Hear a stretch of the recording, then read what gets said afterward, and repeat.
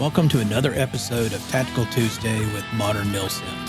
Through this podcast, we will bring you real-world tactics, techniques, and procedures that will enable you to succeed on the Milsim battlefield.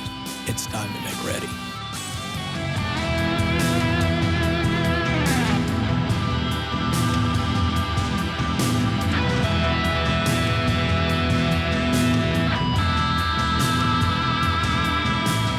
Hello and welcome to episode 29 of Tactical Tuesday with Modern Milsim. I am your host, Craig White. As always, thank you for being here. Now today we're going to start discussing limited penetration room entry, also known as LIMPEN, and related tactics, techniques, and procedures. Be aware that this series of episodes is intended to provide a more basic understanding of CQB TTPs. For a more detailed explanation of these tactics, techniques, and procedures, check out From Insertion to Extraction, Advanced Milsim CQB Tactics, Techniques, and Procedures, now available at Amazon.com. As before, the topics of this episode builds on the TTPs discussed in prior episodes. These previously discussed TTPs link with the lessons from this and future episodes to create an overall method for breaching and clearing rooms. So with that in mind, let's get to it. As an alternative to dynamic and deliberate room entry methods, team members may clear rooms using a limited penetration room entry technique. The primary difference between limited penetration room entry versus dynamic room entry and deliberate room entry is that the entry team engages enemy in the target room primarily from outside the door or entry point. Only after all enemy visible from the entry point are eliminated does any of the entry team members enter the room to clear the near, in other words, hard corners. Entry team members rely on diminishing sectors techniques, primarily the 40-90-45, from each side of the entry point to engage and eliminate enemy in the target room. Limited penetration room entry relies more on force protection while clearing rooms, as opposed to the aggressive action associated with dynamic room clearing. That being said, limited penetration room entries can be performed fairly quickly. It is not the speed of the room entry method that defines it. Instead, it is defined by its reliance on fighting from the door. Unlike dynamic room entry, which relies on speed, surprise, and violence of action to accomplish its goals, limited penetration room entry focuses more on the use of walls and other cover and concealment to protect the entry team against enemy fire, while the point and second men clear the interior of the room except for the near hard corners. Once the interior of the room has been cleared of enemy, the entry team does a limited breach of the target room to clear the hard corners and any remaining dead space in the room. One of the advantages of limited penetration room clearing is that it typically limits and confines enemy movement in the room. Point and/or second man covers and keeps the central area, including the fatal funnel and partial view sections of the target room, clear long enough for the remainder of the entry team to breach the room. Enemy that attempts to displace or move into the cleared area will be engaged by point and/or second man. The remaining members of the entry team can then focus on clearing the uncleared portion of the room. Another advantage of limited penetration entry is that it usually avoids moving angle issues. By clearing and continuing to hold cover over most of the interior of the target room, the point and second men will largely prevent enemy from moving into previously cleared areas of the room through doors leading from adjoining rooms or from other dead space in the target room. Another advantage of LIMPEN method is that it largely prevents entry teams from being drawn into a fortified room. Limited room penetration relies on fighting from the outside of the target room. Enemy team members will typically remain out of the target room except to clear the hard corners and/or to move through it to the next room. Utilizing the limited penetration entry method lessens the odds of incurring friendly casualties while clearing the room. The entry team has the opportunity to ascertain enemy strength and fortification in the room before committing to breaching it. By engaging the enemy from a stationary position outside of the entry point while using a stable shooting platform, entry team members can also engage enemy with more accurate fire than while on the move. Now, there are some disadvantages to limited room penetration method of room entry. The biggest disadvantage of this method is that members of the entry team are vulnerable to area effect weapons such as grenade attacks. Point and second men are in close proximity to the entry point to the target room. Similarly, the entry team is also vulnerable to attacks from outside of the room, such as from adjoining hallways. Although medium-sized rooms can be cleared by two-man entry teams utilizing limited penetration room entry techniques, a four-man team is recommended. This is because the third and fourth man will likely be conducting security against threats from outside the target room. Another disadvantage of this room entry method is that it does not work well in L-shaped and other oddly shaped rooms where a large portion of the room cannot be cleared from the entry point. It also does not work well in rooms containing large furniture and other obstructions that can create dead space in the room. Because much of the room clearing is done from the entry point, the enemy has a limited area in which to engage the entry team. As such, the chances of interrupting the enemy's decision-making process is diminished. The enemy can focus its defenses on the entry point.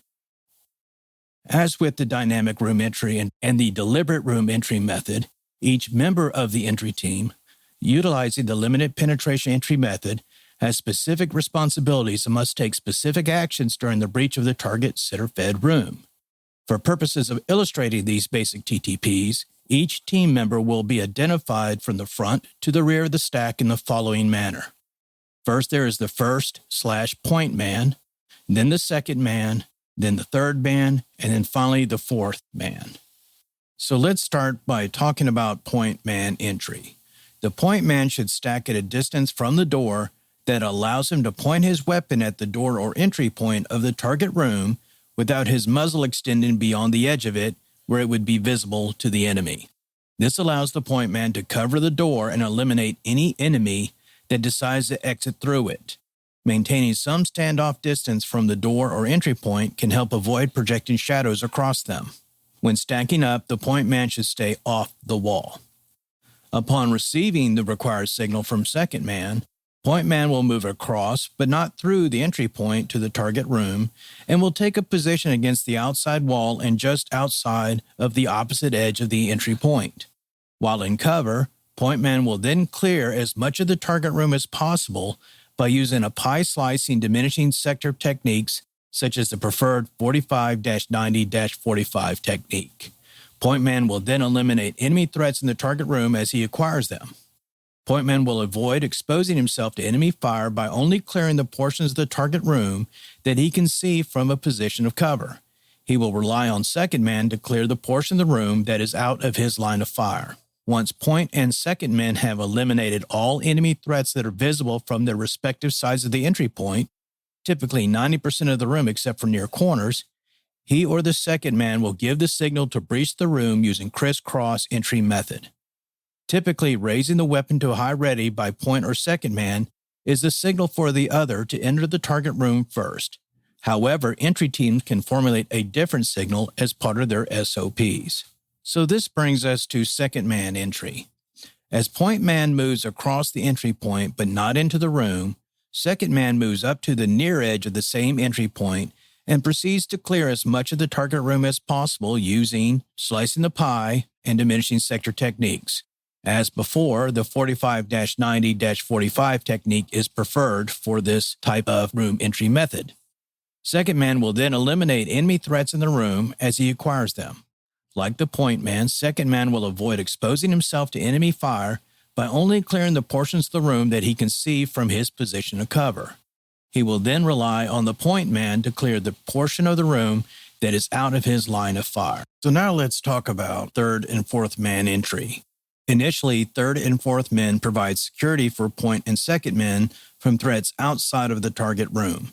Depending on entry team SOPs, either third or fourth man will cross past the entry point to a position past the point man in order to provide long security down the hallway on the opposite side. The remaining entry team member will then provide rear security from the direction from which the team approached the target room. Depending on entry team SOPs, third or fourth man can also breach the target room after point and second men to provide support. Otherwise, they remain outside of the room to provide security. If there are more than 4 members on the entry team, they will need to be positioned between third man and fourth man. They will cover danger areas not already covered by the other 4 members of the entry team. They need to distribute their security coverage so as to protect the stack from all angles. In the rare occasions where the stack is comprised of 2 entry team members, they will fill the 3rd and 4th man positions. So now let's talk about applying limited penetration room entry to corner-fed rooms.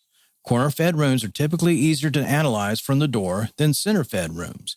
When approaching a center-fed room from the narrow angle, which is the first view into the target room from the wall on the same side of that room, you cannot tell how far both sides of the room extend from the entry point. Typically, a corner-fed room is defined as being a positive or negative corner-fed room. With a positive corner-fed room, you can see the side wall from the narrow angle and are able to immediately not only determine it is a corner-fed room, but also that the room extends along the inside of the room towards the stack. With a negative corner-fed room, you can see the open area of the room beyond the entry point, but cannot see the side wall. The room mimics a center-fed room until either point man or second man identifies the side wall as they take their positions on either side of the entry point into the target room. Now, with a corner-fed room, the point man should stack at a distance from the door that allows him to point his weapon at the door entry point without extending his muzzle beyond the edge of it where it would be seen by the enemy. This allows the point man to cover the door and eliminate any enemy that decides to exit through it. Maintaining some standoff distance from the door entry point can help avoid projecting a shadow across it. When stacking up, point man should stay off the wall. Now, upon receiving an appropriate hand signal from second man, point man will quickly move across, but not through the entry point up to the target room, and take a position outside his outside wall and just outside of the entry point. At the same time, second man moves up to clear the room from the near side of the entry point. While in cover, point man will clear as much of the target room as possible by using a pie slicing or diminishing sector techniques. Point and second man will then eliminate enemy threats in the target room as they acquire them. Both point and second men will avoid exposing themselves to enemy fire by only clearing the portions of the target room that each of them can respectively see from their position of cover. Point and second men will rely on the other to clear the portion of the room that is out of their respective lines of fire. Once point and second men have eliminated all enemy threats that are visible from the entry point, which is typically 90% of the room except for near corners, he or the second man give the signal to breach the room using a crisscross method of entry. So now let's talk about third and fourth men entry using limited penetration techniques into a corner-fed room. As with the corner-fed room, third and fourth men provide security for point and second men from threats outside of the target room. Depending on entry team SOPs, either third or fourth man will cross past the entry point to a position beyond the point man in order to provide long security down the hallway on that side. The other team will provide security to the rear and toward the direction from which the entry team approached the target room. Depending on entry team SOPs, third and or fourth man can breach the target room after point and second men to provide support. Otherwise, they remain outside the room to provide security for the rest of the entry team. So now let's talk about post-room entry procedures. After the hard corners and dead space within the room are cleared, each entry team member will signal whether his sector or area of responsibility is clear. Use of the word clear signifies there are no active threats in the entry team member's sector or area of responsibility. This should preferably be done in a quiet manner as possible or via radio. Use of a thumbs-up hand signal or other nonverbal signal, as determined by entry team TTPs, is preferable. Team members announce clear in the order in which they have entered the room. Once the entire room is announced as clear, each team member will announce their readiness status by checking off with the position in the stack. For example, 1 up, 2 up, etc. This check should be done via radio whenever possible to minimize noise. Alternatively, the entry team leader can accomplish this procedure by looking at each entry team member in order that he or she entered the room. Entry team members would respond with a thumb up for good, thumb sideways for okay but need to reload, etc., or a thumb down, dead or otherwise out of action. At that point, the entry team should immediately set 360-degree security while casualties are revived and/or other entry team members change magazines. All casualties and magazine changes need to be made prior to moving to the next target room. Once the target room is secured, the entry team must control all non-friendly personnel in the room. If the Milsim event rules provide for it, separate weapons from any personnel that are not immediately known as being friendly. The entry team will then search the target room for evidence, intelligence, and objective counters. Searches should be conducted with a minimum of a 2-man team. One team member covers while the other conducts the search. All searching must take into account the possibility that the area being searched and everything in it could be booby-trapped. Now, for our last topic of this episode, I want to cover individual entry team sectors and areas of responsibility. Understanding each team member's sectors and areas of responsibility are critical to understanding team member movement into the room. So first, let's talk about point and second men sectors and areas of responsibility with respect of use of limited penetration room entry methods. The point man and the second man are responsible for clearing the majority of the interior of the target room from the doorway or entry point. If the decision is made to breach the room, point and second men are tasked with entering the target room and clearing the near corners on their respective sides. In doing so, point and second men move a few steps down the inside of the near wall on their respective sides. Their primary areas of responsibility are 1. The visible areas of the room from their side of the doorway, 2. Upon decision to breach, the near corners of their respective sides, and 3. Any new danger areas located on their respective sides of the target room. So that brings us to third man, sector, and area of responsibility.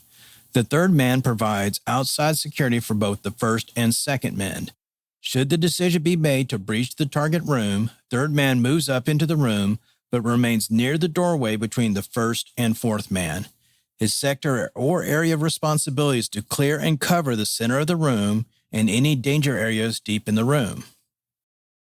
With regards to the fourth man's sectors or areas of responsibility, he is responsible for providing outside security for both the first and second men. Should the decision be made to breach the target room, fourth man moves into the room but remains near the door between the second and third man. His sector or area of responsibility is to clear and cover the center of the room and any danger areas deep in the room. As with dynamic and deliberate room entry methods, the entry team using the limited penetration entry method may also need to back clear to the entrance of the building once the last room has been cleared. I hope you've enjoyed this episode of Tactical Tuesday.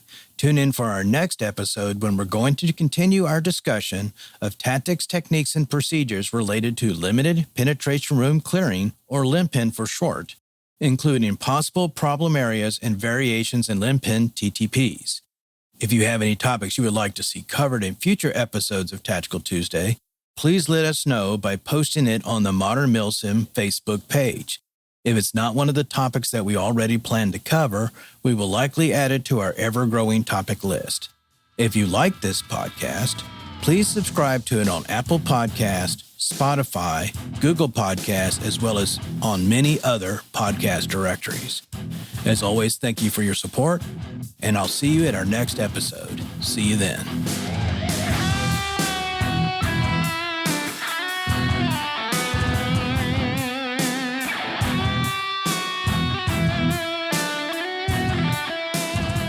To our listeners out there, thank you for tuning in, and I look forward to providing you with new episodes every 2 weeks.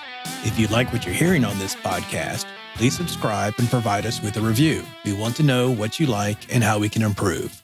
You can also contact us on our Facebook page at facebook.com/Modern Milsim with any suggestions you may have. In our next episode of Tactical Tuesday, we will continue our discussion of tactics, techniques, and procedures related to limited penetration room clearing, especially analysis of potential problem areas and other variations in LIMPEN TTPs. If you want to know more about application of real-world tactics, techniques, and procedures to Milsim, check out From Alpha to Omega, a Milsim tactical primer and training manual, as well as From Insertion to Extraction, Advanced Milsim CQB Tactics, Techniques, and Procedures. Both books are available at Amazon.com. As always, thank you for your support, and I'll see you at our next installment of Tactical Tuesday.